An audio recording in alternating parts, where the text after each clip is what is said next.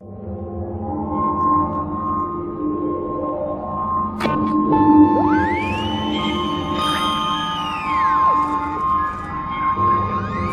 científicos anuncian de forma continua nuevos riesgos en nuestro entorno.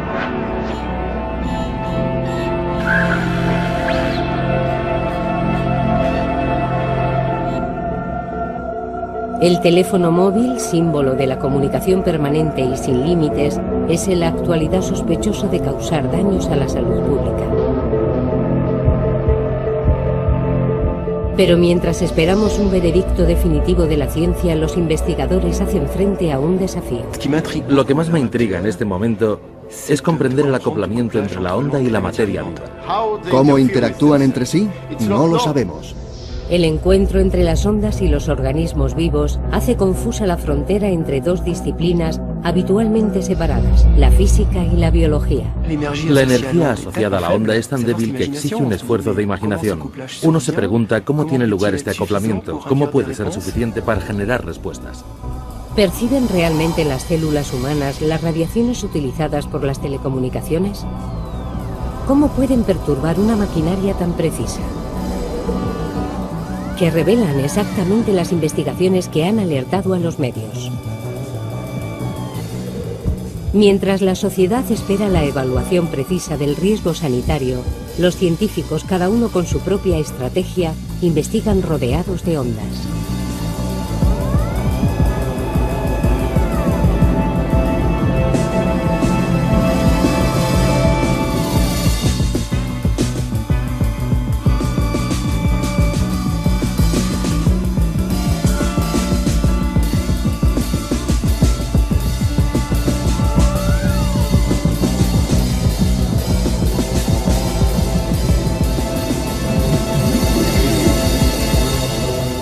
Rodeados de ondas.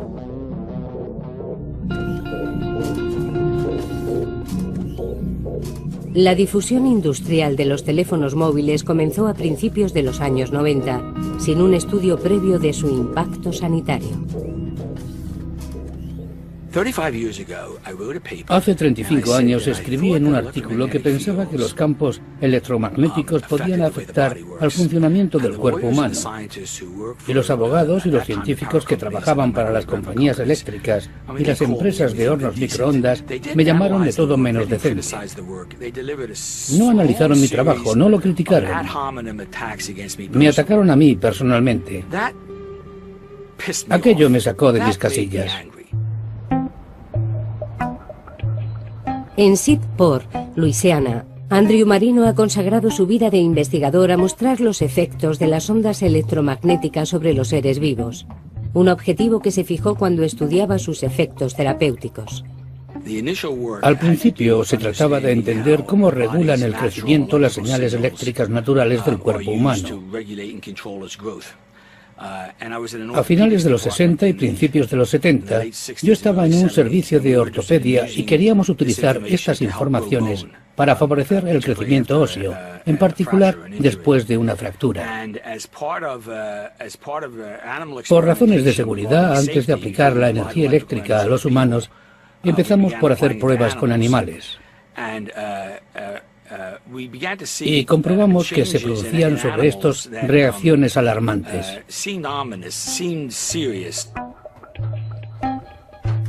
Desde hace 40 años, Marino ha publicado cerca de 150 artículos sobre los efectos biológicos de los campos electromagnéticos. Estos artículos cuestionan las palabras tranquilizadoras de las industrias que exponen a las poblaciones a las ondas electromagnéticas. La multiplicación de las radiaciones artificiales ha suscitado, a partir de los años 60, la realización de encuestas sobre las poblaciones más expuestas, próximas a los aeropuertos o a las líneas de alta tensión, personal de empresas de telecomunicaciones y en particular sobre los militares. Pero los estudios que apuntan a trastornos funcionales o a riesgos de enfermedad relacionados con ondas de poca potencia son criticados sistemáticamente. La idea generalmente admitida a principios de los años 70, época en la que nos interesábamos por los radares, los hornos microondas y las líneas de alta tensión, porque los teléfonos móviles no existían, era que la energía que producen es tan débil que no puede afectar al cuerpo humano. La pregunta que se planteó entonces era saber si aquella idea era verdadera o falsa.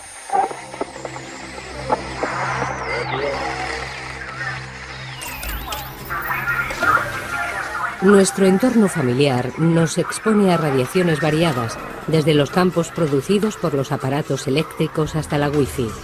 Pero la preocupación de las poblaciones y de los científicos se ha reavivado a partir de la invención del teléfono móvil, ese objeto que colocamos directamente pegado a la cabeza.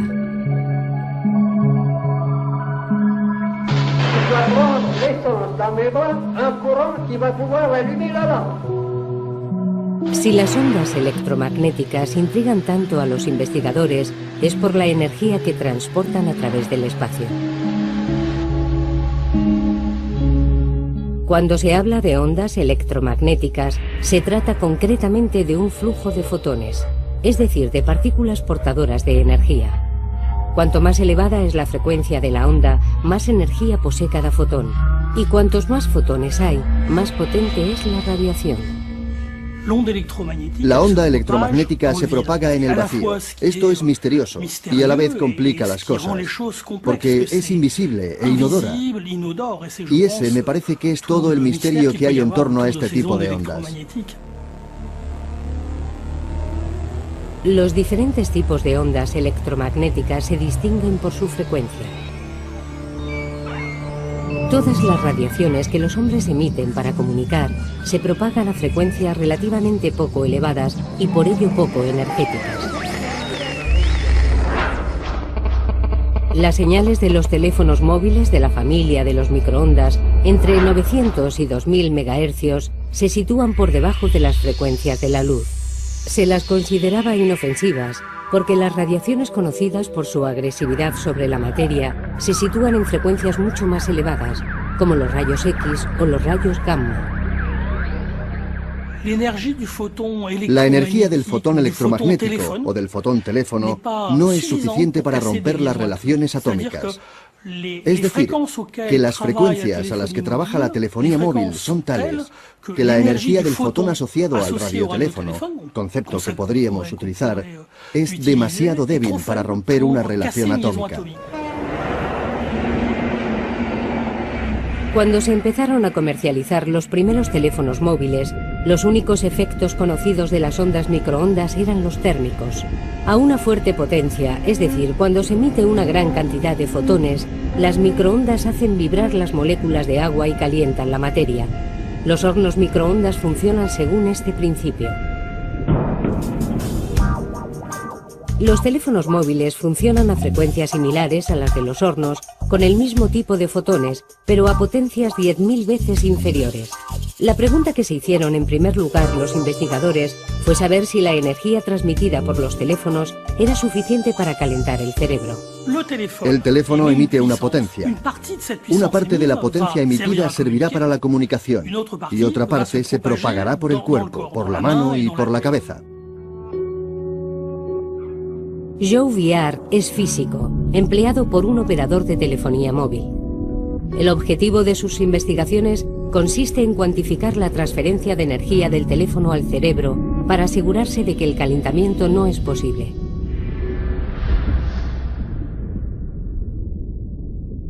Midiendo campos eléctricos en un líquido, Joe Viard deduce la potencia absorbida por los 10 gramos de cerebro más expuestos. Determina el valor SAR de los teléfonos o tasa de absorción específica. Esta potencia absorbida es variable según el individuo.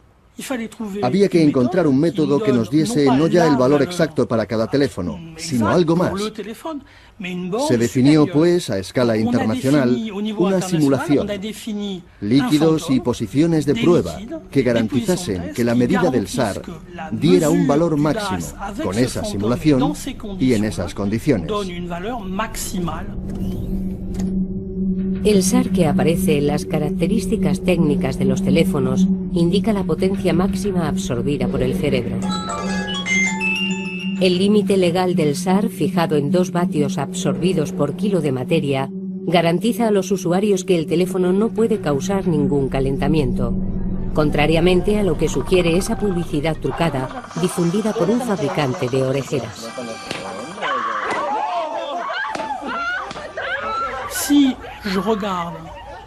Si observamos el aumento de temperatura en relación con el aporte energético de las ondas electromagnéticas, vemos que el aumento de temperatura en la piel es inferior a 0,1 grados.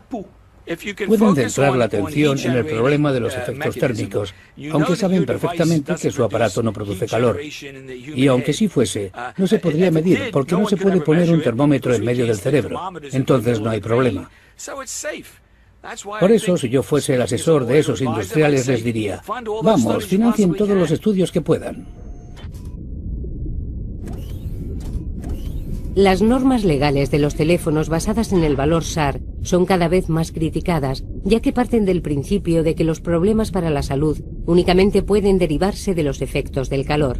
Ahora bien, lo que sugiere Andrew Marino es que las ondas podrían tener otras consecuencias distintas de los efectos térmicos por debajo de lo que el SAR permite medir. Es como el juego de cubiletes. Se pone una bolita debajo de un cubilete, se mueven rápidamente los 3 cubiletes y hay que averiguar debajo de cuál de ellos se encuentra la bolita. Es exactamente el mismo principio. Atrae su atención sobre este cubilete cuando el verdadero problema está debajo del otro.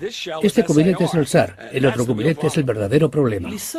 Los únicos efectos conocidos y probados son en la actualidad los efectos térmicos, lo cual no quiere decir que la puerta esté cerrada y que no surjan preguntas.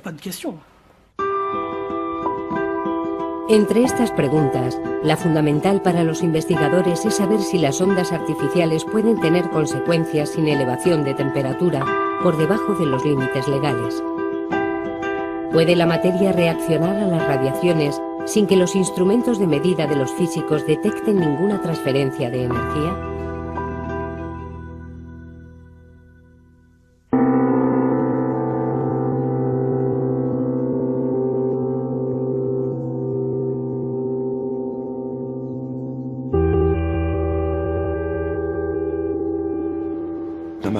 En mi investigación me intereso por el impacto de los factores medioambientales sobre la fisiología de las plantas.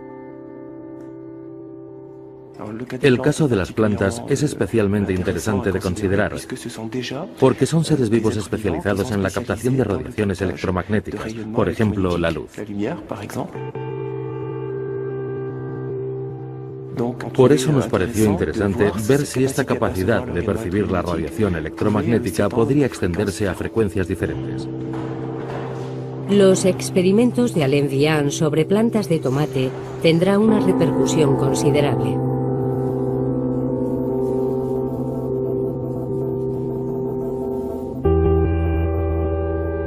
Con los físicos del LASMEA de Clermont-Ferrand, que han ideado una cámara de reverberación que permite controlar las radiaciones con precisión, Alain Vian expone plantas de tomate durante 10 minutos a frecuencias equivalentes a las de los teléfonos móviles.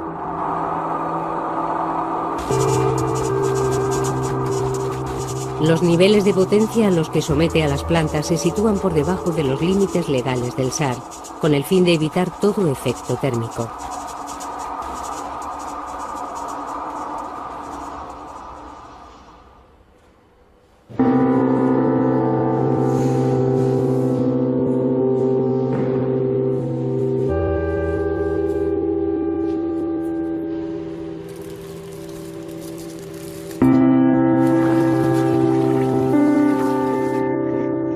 El experimento demuestra que las plantas expuestas reaccionan. Producen rápidamente calmodulina. Ahora bien, la producción de esta proteína es la reacción típica de los vegetales que se enfrentan a una agresión exterior. Cuando se obtienen los resultados del experimento, uno se dice, al menos es bonito, hay una respuesta. Y creo que es aún más bonito cuando nos traen una sorpresa. Recuerdo que esperábamos ver variaciones, pero no para estos puntos de cinética, y tampoco para estos valores. Y cuando hemos visto el experimento y que vuelve a repetirse, colocamos un blindaje alrededor de las plantas y se acabó la respuesta.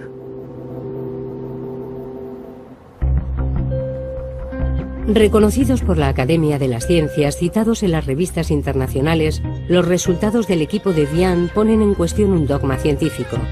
Los organismos vivos pueden reaccionar a las radiaciones sin transferencia de energía medible. Yo creo que hay que ser cautos con lo que se muestra. Es muy importante en el plano cualitativo, puesto que se muestra que las radiaciones son percibidas y que los seres vivos pueden responder a ellas. Pero hay que evitar establecer una relación directa con efectos mortíferos. A pesar de la reticencia de su autor a implicarse en el debate sobre el riesgo sanitario, este experimento fundamental va a ser ampliamente mediatizado y va a relanzar las preguntas sobre las consecuencias de las radiaciones artificiales. ¿Son los hombres tan sensibles como las plantas a las ondas electromagnéticas?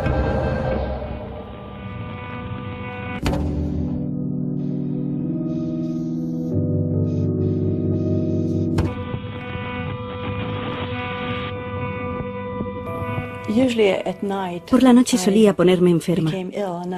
Me sentía como si no pudiese respirar y estaba asustada. Me sentaba y empezaba a sentir que tenía problemas para quedarme dormida, porque tenía miedo a dejar de respirar.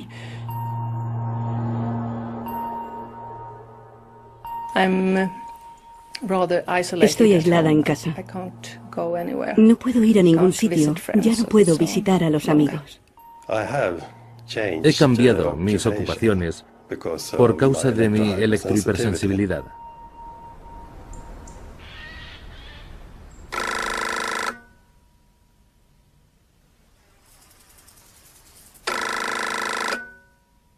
En Suecia, desde los años 90, ha aumentado el número de personas que dicen estar afectadas por las radiaciones electromagnéticas.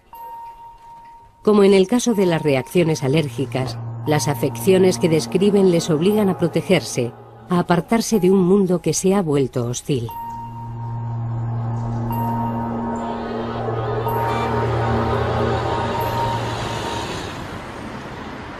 Ole Johansson es uno de los primeros investigadores en el mundo que se ha comprometido seriamente a estudiar los síntomas de estas personas.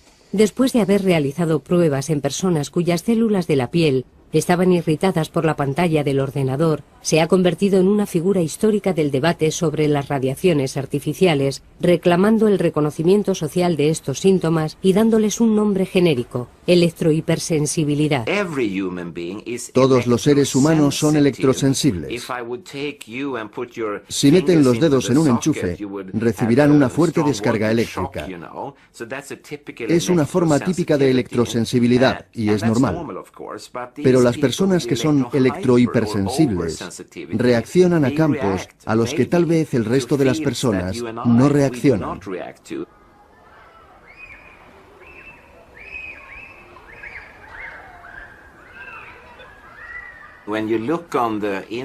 Si nos fijamos en el número de casos, hay un aumento muy claro de ellos.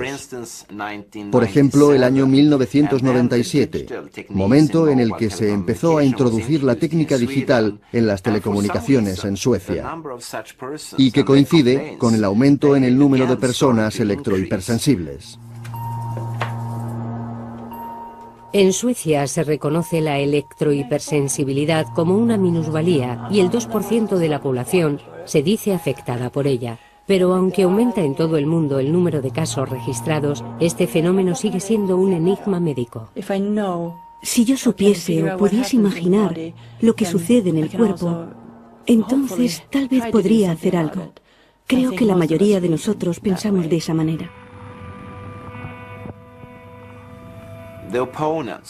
Los que se opusieron a esta teoría, los que negaron creer en ella desde el principio, decían que eso les pasaba únicamente a mujeres menopáusicas, que todo eran imaginaciones o que sufrían trastornos psicosomáticos. Pero ahora que los casos se han multiplicado, esos argumentos ya no tienen razón de ser. La electrohipersensibilidad plantea una cuestión aún no dilucidada y excita la curiosidad de los científicos. Porque hasta ahora ningún estudio de laboratorio ha demostrado claramente la relación entre la exposición y la aparición de los síntomas, enfrentando un poco más a los que sospechan que los electrohipersensibles son víctimas de una paranoia colectiva y a aquellos que les consideran como los promotores de un escándalo sanitario.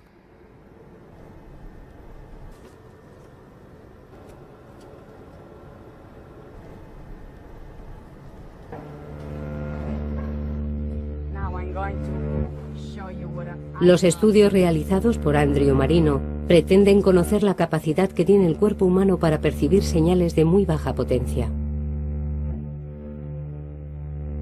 Marino aísla durante 20 minutos a sus cobayas humanas de las interferencias del entorno.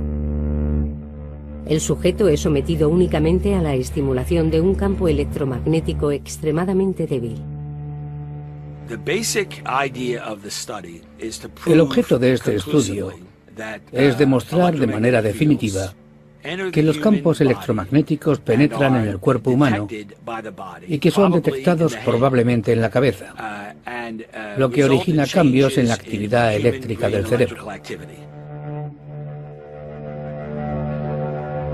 El análisis de su actividad cerebral muestra que el sujeto percibe la señal, aunque inconscientemente. El sistema nervioso detecta los sonidos, la luz, el calor, el gusto y los campos electromagnéticos. Es el mismo proceso. En algún lugar del cuerpo hay una célula especializada que interactúa con el campo electromagnético que entra en el cuerpo y envía una señal al cerebro para indicarle la presencia de este campo en el entorno del sujeto. El cerebro reconoce que no hay ninguna información útil para él y por lo tanto ignora la señal. Pero el proceso de detectar e ignorar, pone a prueba la capacidad de adaptación del cuerpo. En otros términos, el organismo se debilita y su salud se vuelve más frágil si este proceso se repite constantemente.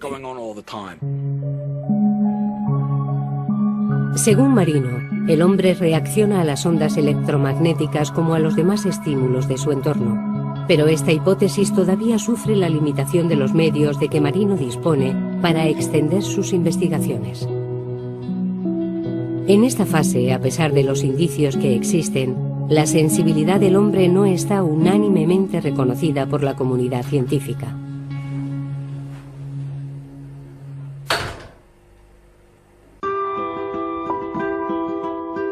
Pero tras el problema de la sensibilidad del cuerpo a las ondas artificiales, lo que surge es la cuestión de su nocividad.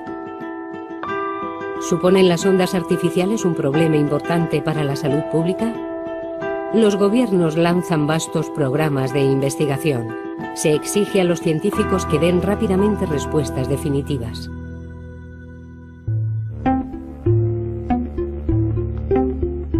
En el año 2000, la Unión Europea decidió financiar el proyecto Reflex, propuesto por la Fundación Verum de Múnich. El objetivo es observar si los teléfonos móviles provocan efectos nocivos sobre las células humanas. Fran Alcocer es el coordinador de la investigación. Su papel consiste en aunar las competencias de biólogos y físicos de 12 laboratorios repartidos entre 7 países europeos para elaborar un estudio que espera sea irrefutable.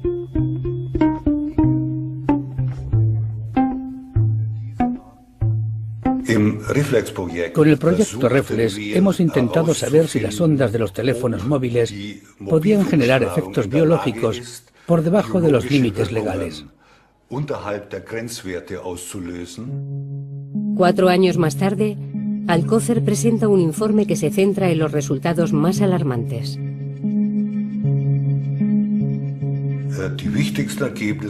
Lo esencial de los resultados se puede resumir de la siguiente forma. Los campos electromagnéticos de alta frecuencia son capaces de dañar los genes. En efecto, hemos notado rupturas de hebras de ADN, hebras simples y hebras dobles. En la mayoría de los casos, las rupturas de hebras dobles pueden ser reparadas, pero esto no es sistemático. En efecto, en un organismo vivo hay proteínas especializadas en la reparación de rupturas de hebras de ADN. Pero cuanto más importante es la ruptura, mayor es el riesgo de error en la reparación, lo que puede llevar a alteraciones cromosómicas. En general, las células que presentan una alteración cromosómica mueren. Eso es lo que ocurre en la mayoría de los casos. Pero puede suceder que una célula sobreviva, lo que desencadenaría un proceso canceroso.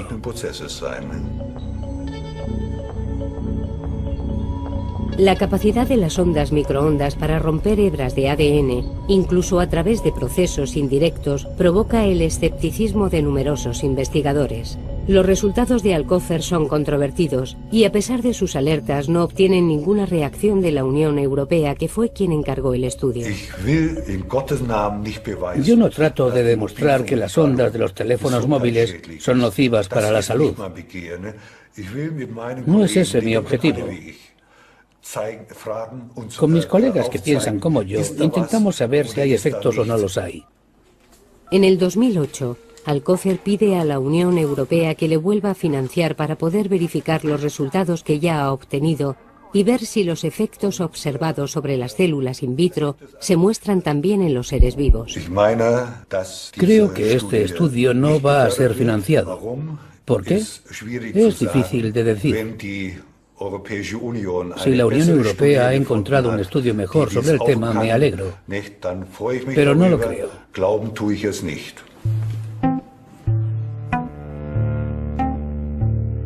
En todo el mundo se hacen experimentos con cobayas de laboratorio. Las someten a toda la panoplia de microondas y buscan la mayoría de enfermedades conocidas. Muchos encuentran efectos preocupantes, otros no encuentran nada. Pero todos concluyen prudentemente que son necesarias nuevas investigaciones. Un único estudio no es concluyente. Se necesitan un abanico de pruebas.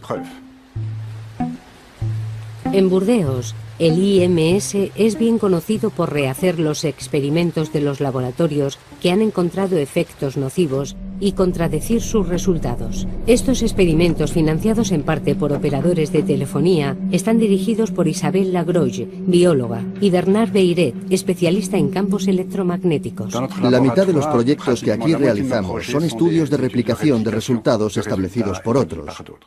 ¿Por qué insistimos tanto en la replicación?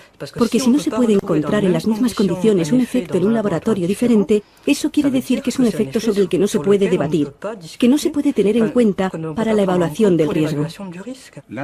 Algunos de los mejores ejemplos de resultados positivos replicados por nosotros son los del grupo de Salford, en Suecia, que había demostrado una permeabilización aumentada de la barrera hematoencefálica en ratas sometidas a las ondas.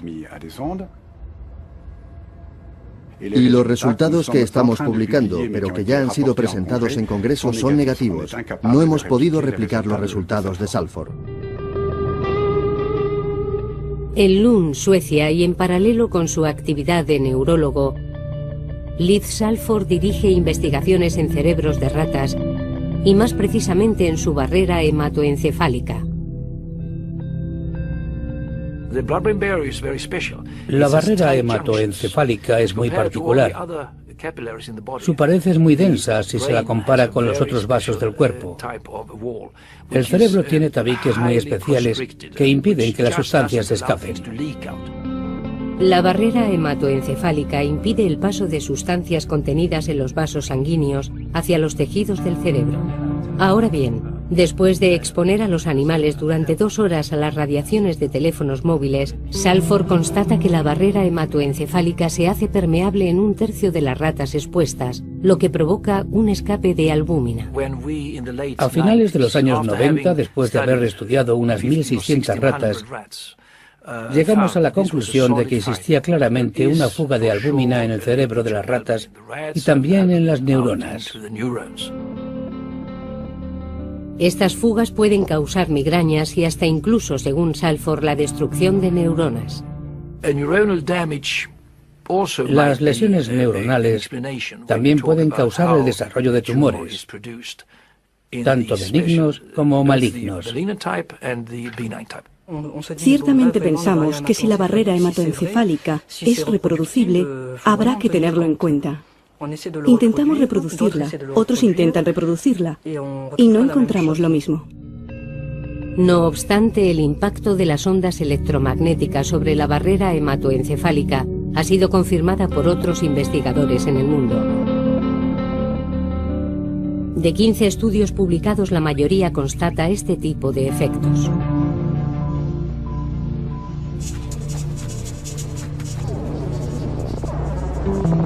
Entonces, ¿Cómo explicar que estudios sobre los mismos animales buscando los mismos efectos provocados por las mismas ondas lleguen a conclusiones opuestas?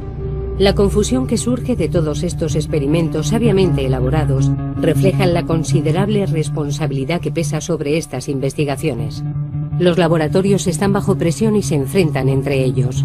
Unos financiados por las empresas de telefonía son sospechosos de complacencia, mientras que otros son acusados de negligencia en sus protocolos.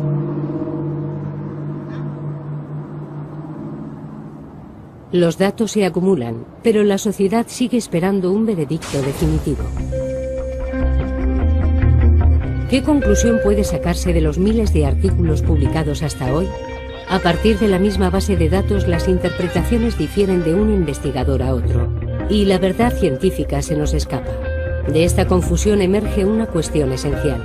¿Cuál es el nivel de índice suficiente para alertar a la opinión pública? Si hay 5.000 publicaciones en revistas científicas reconocidas, y eso no basta, ¿cuántas hacen falta? ¿Hacen falta 5.001? ¿5.002? ¿Cuántas serán suficientes? ¿Y quién tiene que decidirlo? Si los encargados de dar la alarma se molestasen en escarbar, en profundizar verdaderamente en la base de conocimientos que tenemos en la actualidad, podrían comprobar que en estos momentos no hay razón para alertas mayores. En la actualidad existen numerosos experimentos que demuestran que hay algo. Y creo que es deber de los gobiernos, de los estados y de las autoridades tener en cuenta seriamente estos resultados. En 2007, un informe independiente de BioInitiative atrae la atención de la opinión internacional. Compila los resultados más inquietantes de 1.500 estudios y extrapola al hombre una multitud de efectos nocivos, principalmente trastornos cognitivos y del sueño, perturbaciones hormonales que podrían traducirse en cáncer de mama, riesgo de enfermedades neurodegenerativas, diferentes tipos de tumores cerebrales o de las glándulas salivales, trastornos del ritmo cardíaco, perturbaciones del sistema inmunitario y hasta disminución de la fertilidad.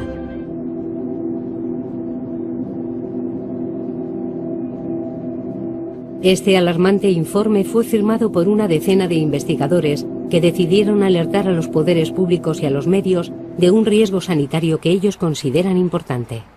Les médias se sont récemment fait l'écho des inquiétudes. And I think it's not surprising that the public is confused and doesn't really know what to think. Les bruits les plus divers circulent en effet. Est-ce que vous pouvez vous exprimer sur le problème de la dangerosité? Le risque avéré n'est pas prouvé aujourd'hui.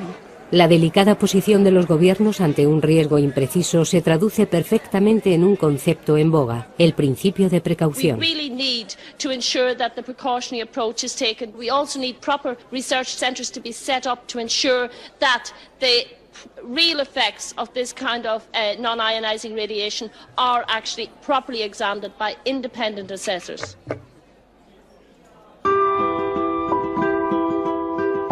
Pero el principio de precaución revela sobre todo un estado de hecho. La investigación en los riesgos sanitarios siempre va por detrás de las innovaciones tecnológicas. La investigación fundamental, dividida entre la urgencia de la situación y la perspectiva necesaria, trata de entender cómo pueden reaccionar las células frente a las ondas.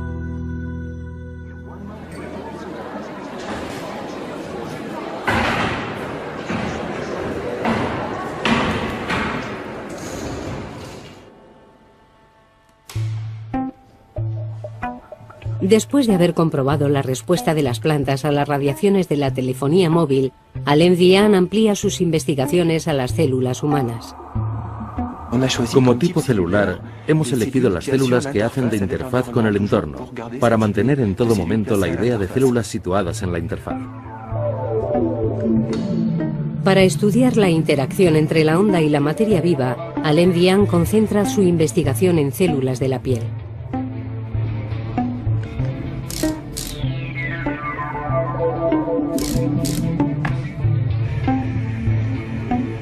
La primera etapa del experimento consiste en ver si las células expuestas desencadenan un mecanismo de adaptación como reacción a las radiaciones. nuestras células se adaptan permanentemente a las condiciones del medio. Para ello producen proteínas, que son las obreras de la célula.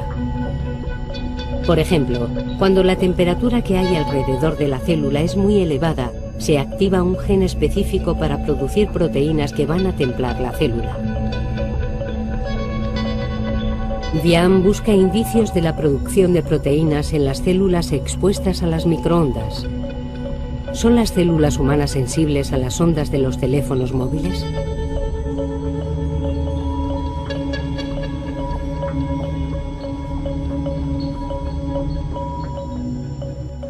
Acabamos de obtener los primeros resultados y la respuesta es positiva. Pero, no obstante, son diferentes de las de las plantas. En concreto, la respuesta se establece más lentamente, tiene un factor 2 o 3 veces más lento. Las células reaccionan 1 hora después de la exposición. Estos resultados muestran que la sensibilidad de las células humanas a estas radiaciones es comparable a la de las radiaciones de nuestro entorno. Para mí, el hecho de que se observe una respuesta quiere decir simplemente que la radiación se percibe. Ahora hay que apreciar la diversidad de estas respuestas. Esta es la razón por la que nos hemos puesto a trabajar en la construcción de un chip de ADN. Este descubrimiento abre el camino a nuevas investigaciones sobre las consecuencias de esta sensibilidad. Exponiendo un chip de ADN en el que cada gen humano está aislado, el equipo de Diane podrá identificar la totalidad de las reacciones que puedan presentar las células humanas.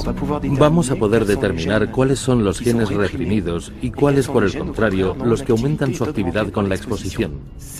Esta información podrá ser recogida por otros equipos cuyo trabajo sea establecer los riesgos sanitarios. Podrán decir, no habíamos pensado en considerar esta ruta metabólica. Si consideramos esta ruta metabólica, ¿podremos sacar conclusiones o no?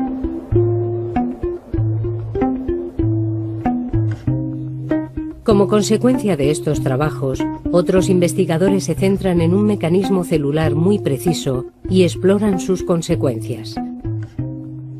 Es el caso de un experimento mayor publicado en 2007 por Ronnie Seger.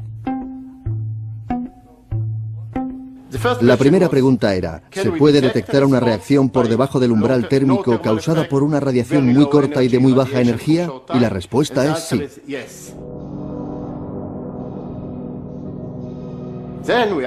Después nos hicimos la pregunta siguiente.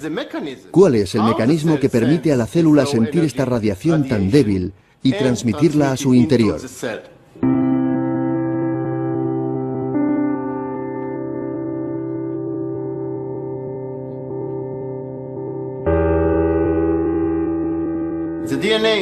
El ADN es como el jefe de la célula. Es él quien dice a la célula lo que debe hacer y cómo. Ronnie Seger es biólogo en el Instituto Weizmann de Tel Aviv. Está especializado en la transmisión de señales al interior de la célula. Hay un gran número de receptores diferentes.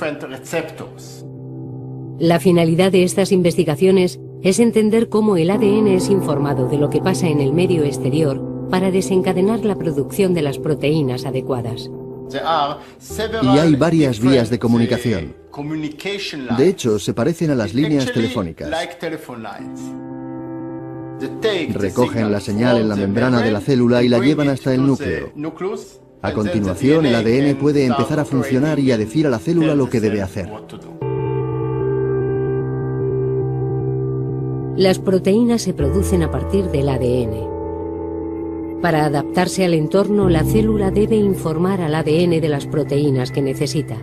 Este es el papel de las vías de señalización que transfieren la información desde la membrana celular en contacto con el entorno hasta el núcleo donde se encuentra el ADN.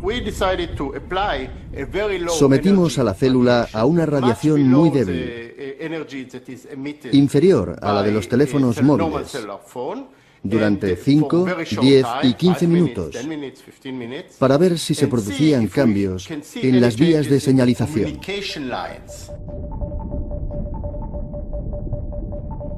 Cuando Seger somete la célula a las radiaciones, descubre la sobreactivación sistemática de una vía de señalización determinada.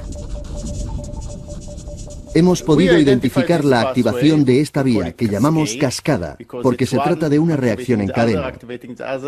El carácter excepcional de este descubrimiento se explica por la complejidad de esta vía de señalización. Es la activación de los genes por factores de transcripción.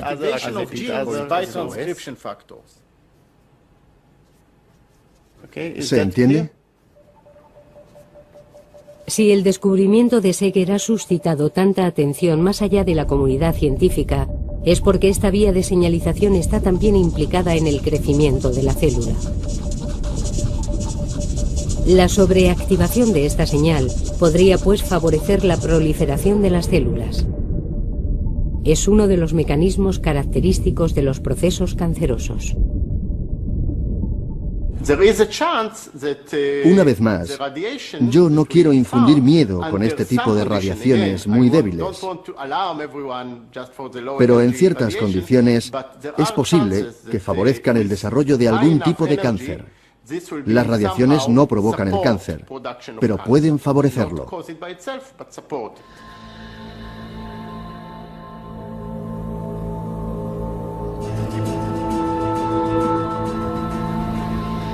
Pero más allá del simple problema sanitario, el objetivo común de estos científicos es identificar la interacción primera entre la onda y la materia, la transformación de la energía física de las ondas de los teléfonos en procesos biológicos.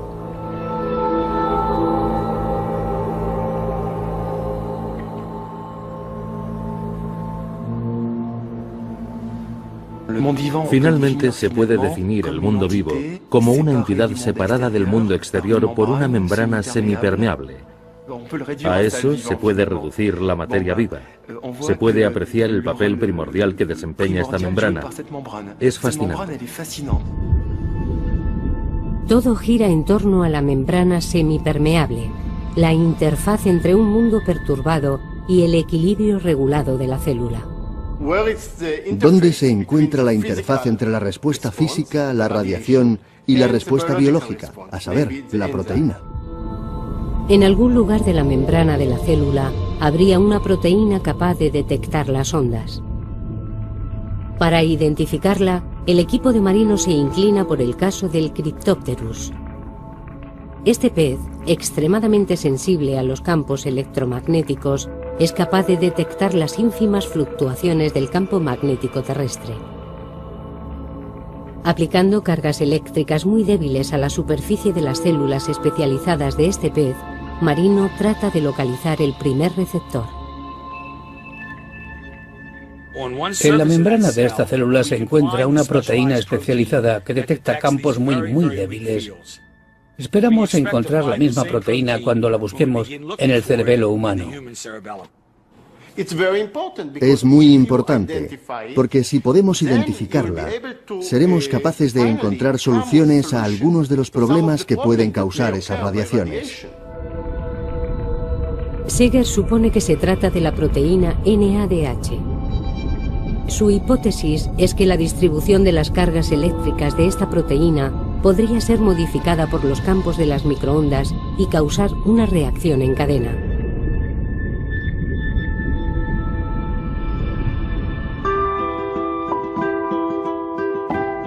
El conjunto de estas investigaciones todavía no forman una explicación coherente.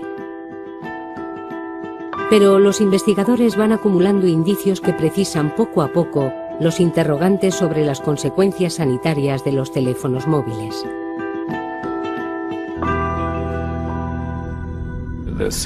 Los estudios sobre células pueden proporcionar informaciones sobre los mecanismos del cáncer. Pero para quien se interese por los riesgos de la salud, la epidemiología es lo más importante, porque se refiere directamente a los seres humanos y no a los animales ni a las células en los laboratorios. En Örebro, Suecia, Lennart Hardel emprende regularmente investigaciones para identificar las causas de los cánceres de sus pacientes.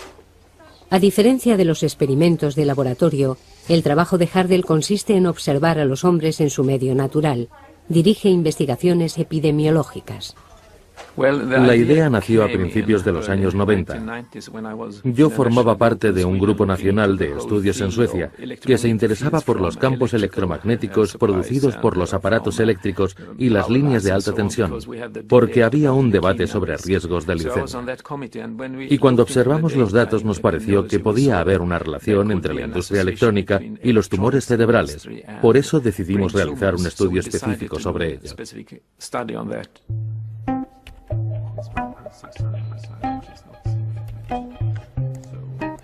La idea de Hardell parece elemental. Se trata de formar dos grupos de personas. Un grupo afectado por la enfermedad sospechosa, el tumor cerebral, y otro grupo no afectado por ella, el grupo testigo. Comparando el tiempo de utilización del teléfono entre los dos grupos, Hardell pretende determinar si el teléfono móvil es un factor de riesgo. La dificultad principal de estos estudios consiste en recoger informaciones precisas. ¿Cuánto tiempo han hablado por teléfono estas personas durante los 10 últimos años? ¿En qué oreja colocan generalmente el teléfono? El estudio de Hardell, realizado sobre 4.000 personas, es el más comentado en el mundo. Ha sido el primero en constatar un aumento del riesgo de diferentes tipos de tumores cerebrales relacionados con el teléfono móvil. Se pone de manifiesto que después de 10 años de utilización del teléfono móvil, aumenta el riesgo de desarrollar un glioma o un neurinoma acústico. El riesgo de los neurinomas acústicos pueden llegar incluso antes de los 10 años de utilización, pero el riesgo aumenta con el tiempo de uso. Los resultados son los mismos con los teléfonos inalámbricos que utilizamos en casa o en la oficina. Sin embargo, hay que señalar que el riesgo individual es muy bajo, porque es una enfermedad que afecta a una persona de cada 10.000. O sea que aunque el riesgo fuese el doble, no sería más que 2 sobre 10.000. Pero el problema es que hoy todo el mundo está expuesto. Y así, aunque el riesgo es débil individualmente, el número de casos será importante.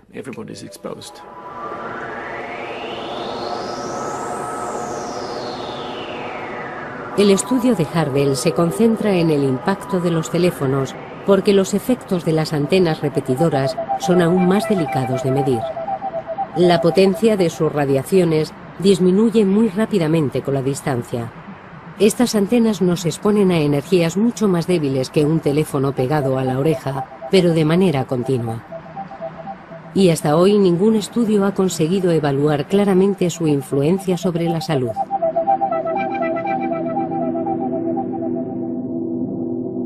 Esta falta de conocimiento deja a la población y a los medios de comunicación sin herramientas racionales para explicar la repetición de sucesos inquietantes.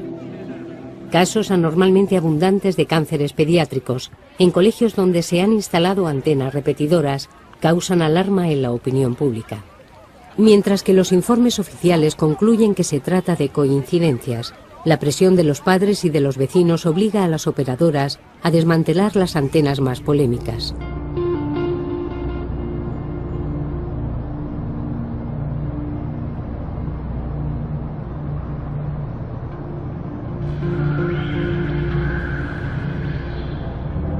Después de 15 años de investigaciones, la sensibilidad de las células humanas a las ondas de los teléfonos móviles ha quedado confirmada por numerosos estudios de laboratorio. Pero las consecuencias sobre la salud permanecen todavía en una estadística imprecisa. Si el riesgo de enfermedades graves, tales como tumores cerebrales, parece pequeño individualmente, podría resultar significativo a una escala de 3.000 millones de usuarios. En cuanto a los síntomas crónicos relacionados con la electrosensibilidad, se registran cada vez con más frecuencia, pero el impacto real de la niebla electromagnética todavía se confunde en la multitud de miedos que nos inspira nuestro entorno.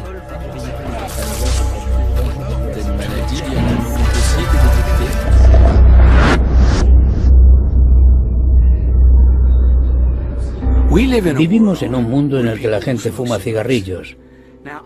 Personalmente lo encuentro completamente estúpido, pero si usted quiere fumar ya conoce los riesgos. Nadie le ha ocultado que el hecho de fumar es nocivo. Por lo tanto, si usted decide fumar, es su problema. El aumento de casos de cáncer de pulmón empezó en la Segunda Guerra Mundial y los estudios epidemiológicos a mediados de los años 50. Tuvo que pasar mucho tiempo para que la sociedad y los gobiernos reaccionasen. Ha pasado lo mismo con el amianto, que se ha utilizado desde hace un siglo, aunque se supo muy pronto que era peligroso. Lo único que yo pido es que aquellos que ganen dinero distribuyendo productos en el medio ambiente permitan al menos que la investigación se haga honestamente y que honestamente se comuniquen los resultados. La implicación de los grandes grupos industriales en la investigación sobre un riesgo sanitario siembra lógicamente la confusión y suscita numerosas sospechas. Al estricto debate científico lo han sustituido poco a poco las estrategias de comunicación, como si las exageraciones de algunos pudieran compensar los disimulos de los otros. Chaque cellule de son organisme est le siège d'un courant de haute fréquence qui est fermé sur lui-même. La historia dirá quién tenía razón y quién estaba equivocado. Yo fui el primero en demostrar que el agente naranja era cancerígeno y fui atacado violentamente en aquel momento. Hoy la historia se repite. En el debate recurrente sobre los riesgos sanitarios, esperamos de la ciencia conclusiones definitivas, pero en un nuevo dominio de la investigación, en el que las disciplinas se entremezclan, en el que aparecen implicados intereses económicos, el discurso científico es bastante difuso. Así pues, la claridad del debate supone disponer de los medios para realizar una investigación verdaderamente independiente. Entonces, cada uno de nosotros podrá plantearse la cuestión siendo plenamente consciente. ¿Qué riesgos estamos dispuestos a correr por nuestra libertad y qué estamos dispuestos a sacrificar en aras de nuestra seguridad?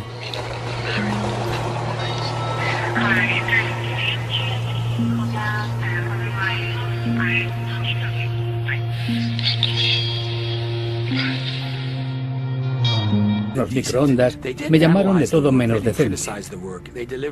No analizaron mi trabajo, no lo criticaron. Me atacaron a mí personalmente. Aquello me sacó de mis casillas. En Shreveport, Luisiana, Andrew Marino ha consagrado su vida de investigador a mostrar los efectos de las ondas electromagnéticas sobre los seres vivos. Un objetivo que se fijó cuando estudiaba sus efectos terapéuticos. Al principio se trataba de entender cómo regulan el crecimiento las señales eléctricas naturales del cuerpo humano.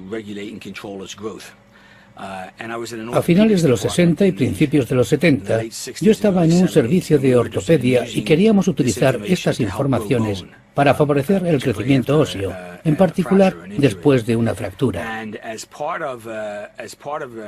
Por razones de seguridad, antes de aplicar la energía eléctrica a los humanos, empezamos por hacer pruebas con animales. Y comprobamos que se producían sobre estos reacciones alarmantes.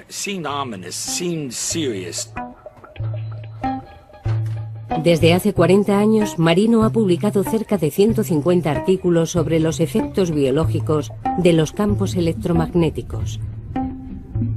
Estos artículos cuestionan las palabras tranquilizadoras de las utilizadas por las telecomunicaciones.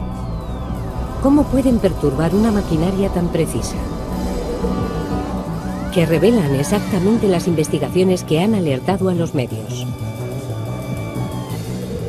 Mientras la sociedad espera la evaluación precisa del riesgo sanitario, los científicos, cada uno con su propia estrategia, investigan rodeados de ondas.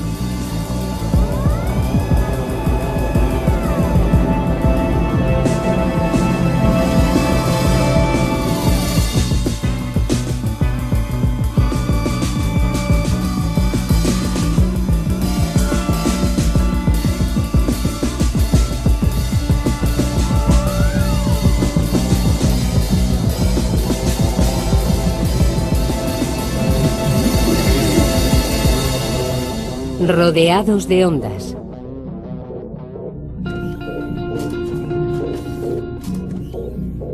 La difusión industrial de los teléfonos móviles comenzó a principios de los años 90, sin un estudio previo de su impacto sanitario. Hace 35 años escribí en un artículo que pensaba que los campos electromagnéticos podían afectar al funcionamiento del cuerpo humano. Y los abogados y los científicos que trabajaban para las compañías eléctricas y las empresas de industrias que exponen a las poblaciones a las ondas electromagnéticas. La multiplicación de las radiaciones artificiales ha suscitado, a partir de los años 60, la realización de encuestas sobre las poblaciones más expuestas, próximas a los aeropuertos o a las líneas de alta tensión, personal de empresas de telecomunicaciones y en particular sobre los militares. Pero los estudios que apuntan a trastornos funcionales o a riesgos de enfermedad relacionados con ondas de poca potencia son criticados sistemáticamente. La idea generalmente admitida a principios de los años 70, época en la que nos interesábamos por los radares, los hornos microondas y las líneas de alta tensión, porque los teléfonos móviles no existían, era que la energía que producen es tan débil que no puede afectar al cuerpo humano. La pregunta que se planteó entonces era saber si aquella idea era verdadera o falsa.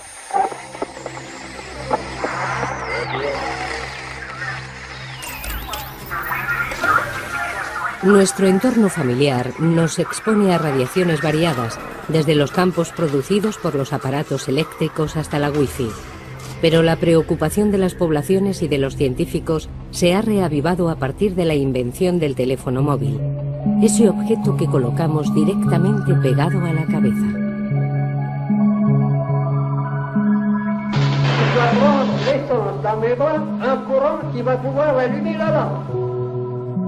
Si las ondas electromagnéticas intrigan tanto a los investigadores, es por la energía que transportan a través del espacio. Cuando se habla de ondas electromagnéticas, se trata concretamente de un flujo de fotones, es decir, de partículas portadoras de energía. Cuanto más elevada es la frecuencia de la onda, más energía posee cada fotón. Y cuantos más fotones hay, más potente es la radiación. La onda electromagnética se propaga en el vacío. Esto es misterioso y a la vez complica las cosas, porque es invisible e inodora. Y ese me parece que es todo el misterio que hay en torno a este tipo de ondas. Los diferentes tipos de ondas electromagnéticas se distinguen por su frecuencia. Todas las radiaciones que los hombres emiten para comunicar se propagan a frecuencias relativamente poco elevadas y por ello poco energéticas. Las señales de los teléfonos móviles de la familia de los microondas, entre 900 y 2000 MHz, se sitúan por debajo de las frecuencias de la luz. Se las consideraba inofensivas porque las radiaciones conocidas por su agresividad sobre la materia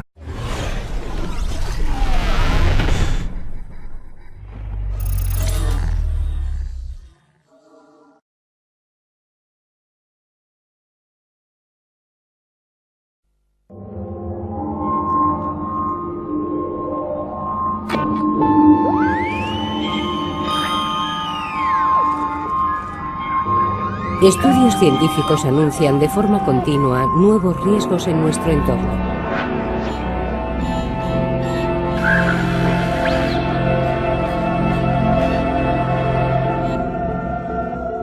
El teléfono móvil, símbolo de la comunicación permanente y sin límites, es en la actualidad sospechoso de causar daños a la salud pública. Pero mientras esperamos un veredicto definitivo de la ciencia, los investigadores hacen frente a un desafío. Lo que más me intriga en este momento es comprender el acoplamiento entre la onda y la materia viva. ¿Cómo interactúan entre sí? No lo sabemos. El encuentro entre las ondas y los organismos vivos hace confusa la frontera entre dos disciplinas habitualmente separadas, la física y la biología.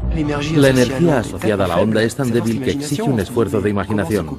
Uno se pregunta cómo tiene lugar este acoplamiento, cómo puede ser suficiente para generar respuestas.